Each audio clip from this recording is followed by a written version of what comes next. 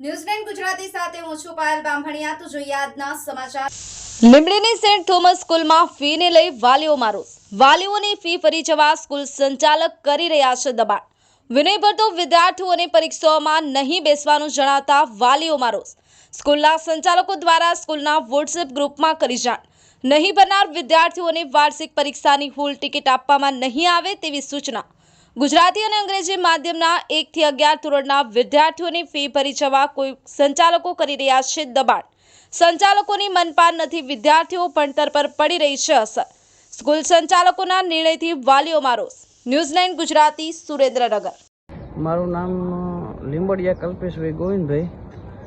હવે આ સ્કૂલમાં જે નિયમ, સ્કૂલનું નામ શું છે? સ્કૂલનું નામ સેન્ટ થોમસ સ્કૂલ લીંબડી, અને તો જ હોલ ટિકિટ દેવામાં આવશે ને એક્ઝામમાં બેસાડવામાં આવશે, નહીતર નહીં આવે। તો આ વાલીને અચાનક એ રકમ ક્યાંથી લાવે?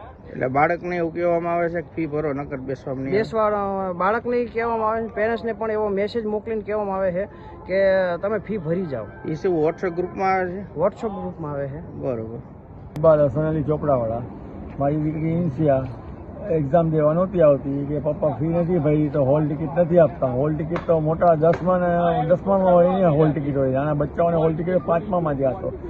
આવી આ લોકો ઓલું કરે છે તો મને ફાધર પાસે આવવું પડ્યું અમદાવાદથી નોકરી મૂકીને। મને નોકરીમાંથી રાત્રે નીકળીને અત્યારે આવ્યો હું અને એક્ઝામ દેવા બેબી લઈને આવ્યો, અને ફાધરને મેં કીધું કે ફાધર મારી ફી બાકી છે, ફી નથી ભરી, હું ભરી દઈશ, મારા પાસે હું નોકરિયાત છું, સગવડ નથી હમણાં મારા પાસે।